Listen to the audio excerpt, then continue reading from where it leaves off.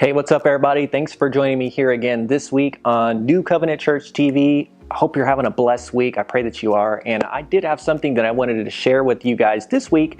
And I wanted to start by asking you a question. And that's this. Have you ever had something that you really wanted to accomplish in life? Or have you ever had like a certain way you wanted to become or something? And so you set out to accomplish that dream. But immediately when you do, you look at the life of somebody else who's already made it, who's already there, and you get discouraged because you say, I don't ever see how I can be where that person is at or have what they have. So you simply just quit and don't go forward with it anymore.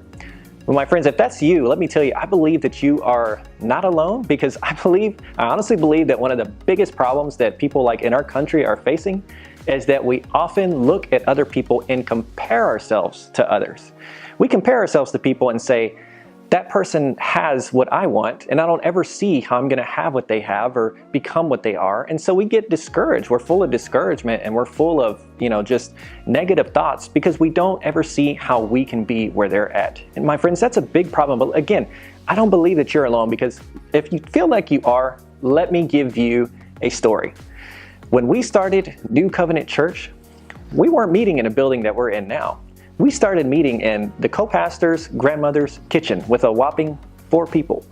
We were meeting in a kitchen, but from there we started small, and from there we moved to my house, and we started meeting in my living room, which is about that much bigger than her kitchen. But we had more people coming, and there were people sitting on the floor. People loved it. It began growing. The place where I live doesn't allow a lot of parking, so we had to move to our city's community center. Now we started renting it out, more people began to show up, and eventually one of the members that started coming actually found us a building to rent. Now the building needed a lot of work, and it was small, but it was a place, we had our own building that we were showing up to that we were responsible for. But from there it started growing even more, and now we're in the place that we're at now, and we were able to put a big down payment on the building we're in now. And hey, look at us now. We got chairs, we got lights, we got a trusty piano back here. We're not where we were when we first started, but we started small, and the point is that God gave the increase, and it's all because of God that we're at where we are today. But you see, we could have easily looked at our situation when we were in that kitchen, or when we were in my living room, or somewhere like that. We could have easily looked at our situation and got discouraged and said, I don't see how we're going to be where we want to be, because our vision was big. We wanted a nice church, nice facility, plenty of members so that we can bless people with the gospel. But we could have got discouraged and said, I don't ever see how that's going to happen. How does this even come into fruition? Where's the money going to come from? Where are the people going to come from? We could have got discouraged, but the point is that there were times where we would get discouraged, but we started small and we kept moving forward, and eventually God gave the increase. Now, maybe, I don't know why I'm talking about this a lot lately, but maybe you're the kind of person who's always wanted to come to church. But you look at brother so-and-so's life or sister so-and-so's life, and you're like, I don't ever see how I can be where that person is at, or, as quote unquote holy as they are, because they seem to have their life together.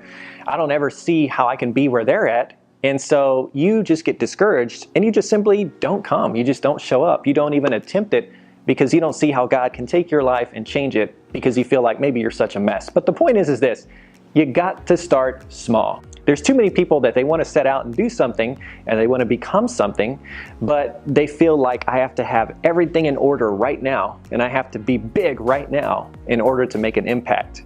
Well, not necessarily, because you can't automatically start out big. You have to start out small. Every person who is a professional, or who has gone on to do great things, or is in a place that you want to be right now, has started as an amateur. You got to start small. You got to start little. Let me give you a scripture right now. The Bible actually says to not despise small beginnings. You can't despise small beginnings. You have to start somewhere. Now, I can give you a bunch of tips on how to start small, but the truth is, I believe that there's really only one main thing that you should focus on right now. The one thing you need to focus on is this. If you want to start small, this is it. You got to decide to take action. You got to get down and say, you know what? I'm going to take action, and I'm going to make this happen. So if there's something that you wanted to start, something you wanted to become, a dream you've always had, you have to simply decide that you're going to take action.